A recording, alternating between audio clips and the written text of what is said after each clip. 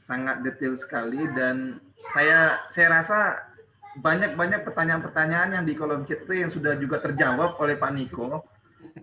Sudah terjawab sekali. Cuma memang ada beberapa yang saya kira butuh penegasan lah, kira-kira seperti itu. Penegasan contohnya di ini Pak, di apa ya, pertanyaan dari teman-teman DKI dan Banten. Saya pikir ini sama, cuma perlu kejelasan Pak.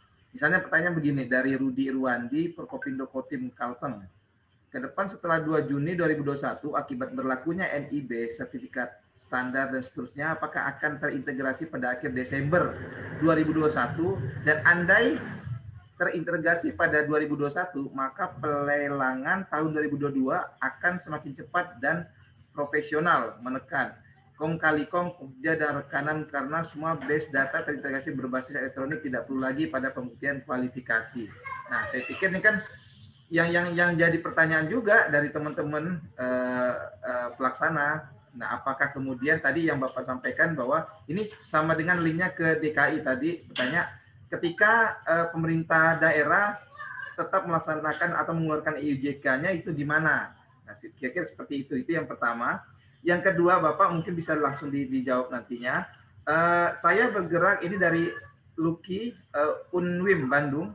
Saya bergerak di bidang jasa penyelidikan tanah dan pengujian tanah, soil investigation atau soil test. Terkait dengan perizinan, bagaimana Pak? Selama ini pelaksanaannya hanya pada subkon saja. Nah, itu yang kedua. Dan yang ketiga, ini terkait dengan SBU Pak.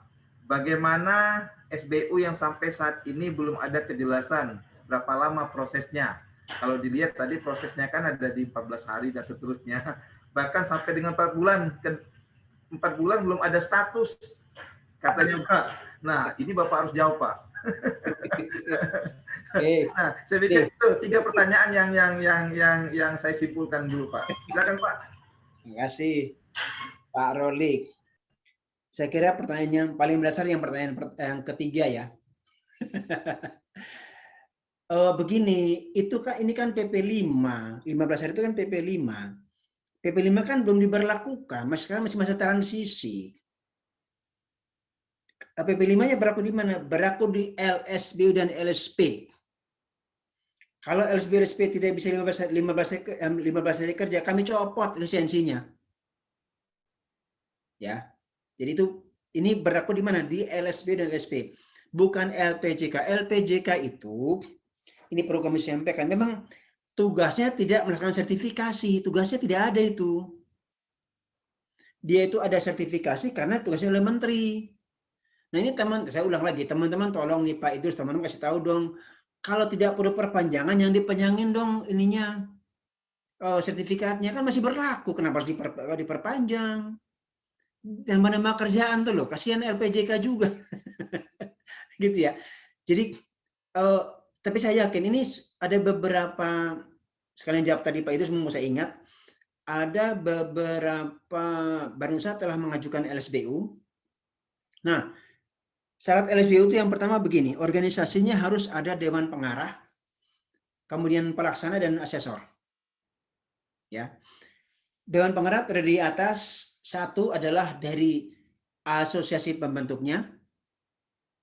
Yang kedua, dari pengguna, bisa dari pemerintah, bisa dari swasta.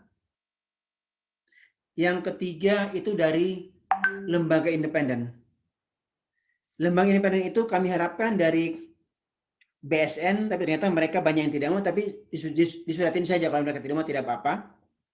Ya kalau sudah terakreditasi itu yang didapatkan membentuk LSBU dengan cara tadi.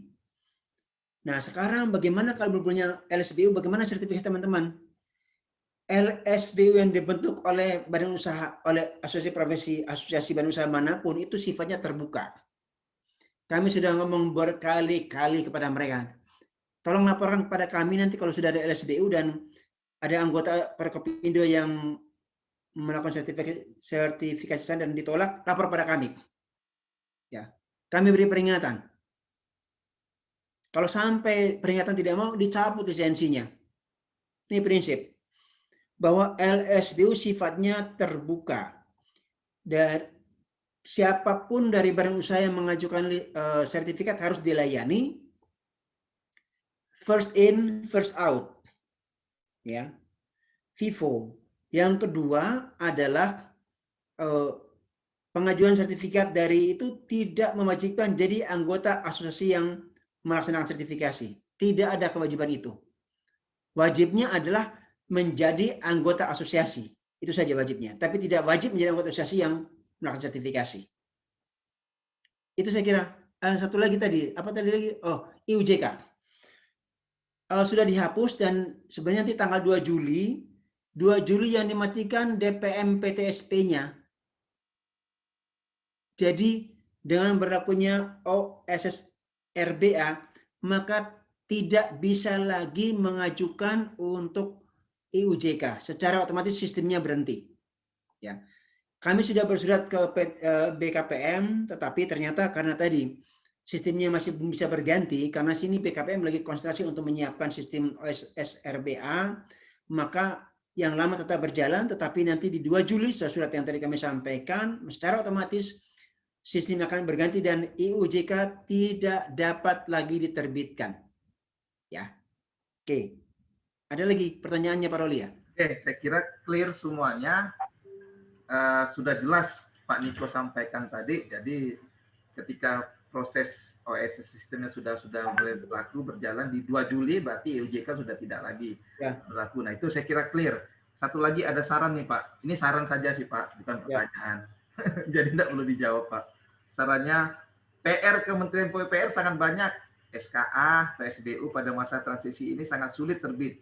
Jangan dulu Pak dibentuk PTUK, setelahnya bolehlah dibentuk PTUK untuk mengakomodir kegiatan yang tidak ada di LSP dan LSBU. Setuju. Nah tadi satu lagi tadi dari mengenai investigasi tanah. Ya. Kami jawab itu adalah subklasifikasi jasa konsultasi ilmiah dan teknis bawah tanah dengan kode IT002.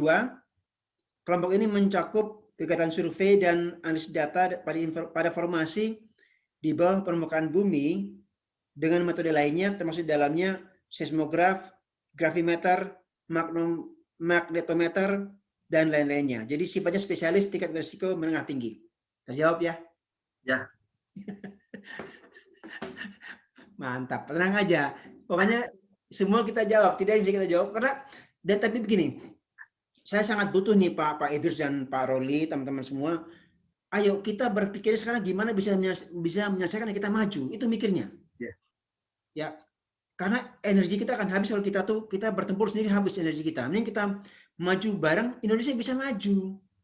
Caranya bagaimana? Mari kita baca sama-sama. Ada pertanyaan yang memang belum jelas, kami jelaskan.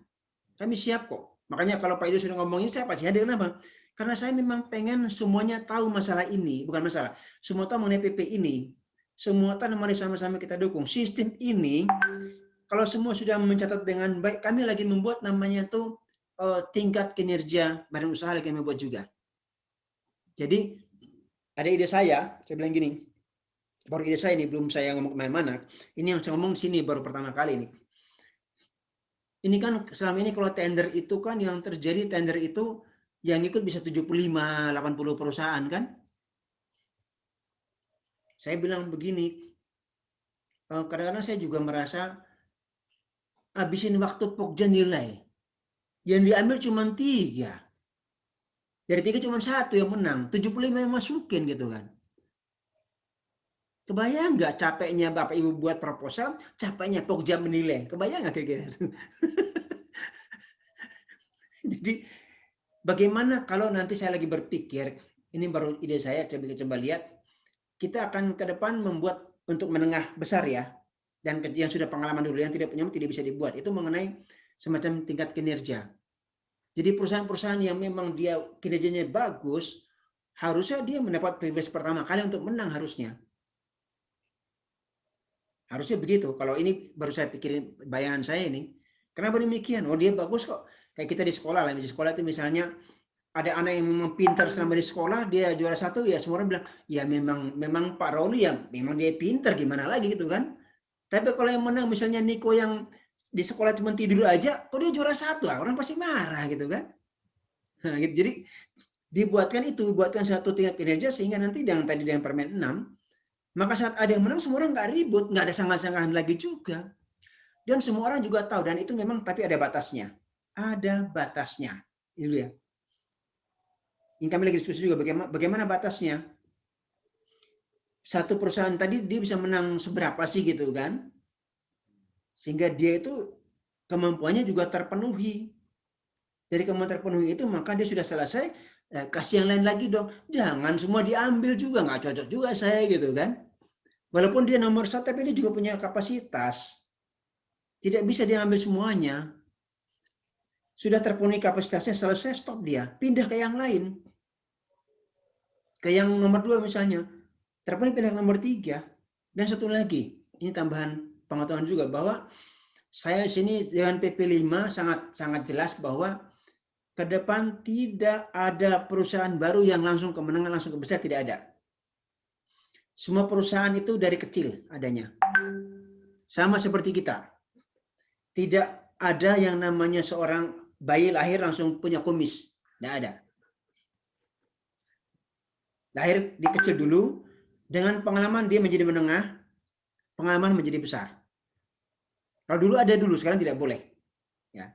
Pengalaman menentukan satu perusahaan masuk dalam kualifikasi mana. Demikian Pak Roli. Ya, makasih Pak Niko. Pak Niko udah nyinggung masalah kumis masalahnya.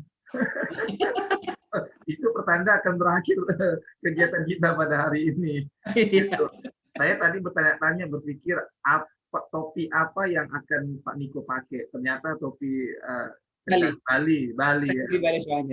Makanya tadi saya matikan dulu kamera saya mau cari yang punya saya dikasih teman dari Banten. Tapi tidak ada, mau tidak mau saya tidak pakai topi Pak Niko. Nah, itulah menariknya dari sisi Pak Niko. Saya sangat mengapresiasi sekali. Kami dari Perkopindo mengucapkan banyak terima kasih dan apresiasi tinggi-tingginya buat Pak Niko yang sudah membersamai kita selama ini, yang sudah sangat membantu menjelaskan segala macam terkait dengan peraturan undang-undangan dan seterusnya, PP, PUPR dan seterusnya, sehingga teman-teman pada hari ini, peserta pada hari ini sudah tidak galau lagi, saya kira seperti itu. Semua pertanyaan, kegalauan dari semua peserta sudah terjawab, saya kira. Dan penting nanti di tanggal 2 Juli itulah finalnya, ya. Nah, finalnya semua sudah mulai ada perubahan, dan saya pikir pemerintah pada saat ini melakukan hal ini semuanya demi kebaikan dan untuk kemajuan dari teman-teman jasa konstruksi. Saya kira itu yang dapat kami sampaikan. Saya minta closing statement dulu Pak Niko, setelah itu baru kita selesai. Baik, Pak Idrus, Pak Roli, ini saya ucapkan banyak terima kasih dan kami selalu siap, ya. Kami dari jajaran PUPR selalu siap diundang kapan saja, dan karena kami sudah divaksin 2 kali maka saya agak berani, seringkali saya sering pergi itu acaranya luring saya seringkali, karena sudah agak berani saya. Habis vaksin kayaknya saya agak berani nih. Kenapa? Karena saya ingin betul-betul memberikan penjelasan supaya mari, ini adalah bagian dari pemerintah supaya menjadi mudah, bukan jadi sulit ini. Yang menjadi masalah cuma satu, apa itu? Adalah karena ini baru pertama kali, Pak. Dulu waktu kita baru mulai pertama kali yang tadi tuh loh, maksud kita nikah itu pertama juga susah kan, Pak. Takut juga semua kan. Nah, kalau sudah melakukan juga enak, Pak. Kan itu ya persoalannya kan. Jadi itu jangan takut, jangan khawatir, jangan bimbang. Yakinlah sama diri kita bahwa Pak Jokowi presiden kita tuh tujuannya adalah baik untuk kemudian berusaha Indonesia. Karena itu mari kita dukung bersama-sama sehingga memudahkan perjalanan berusaha dan membuat lebih mudah berusaha Indonesia sehingga kedepannya kita bisa mempunyai daya saing yang kuat di level internasional. Demikian Pak Roli, makasih. Terima kasih Pak Niko, terima kasih semuanya para peserta, terima kasih Bapak Idris Maheru selaku Dewan Pembina.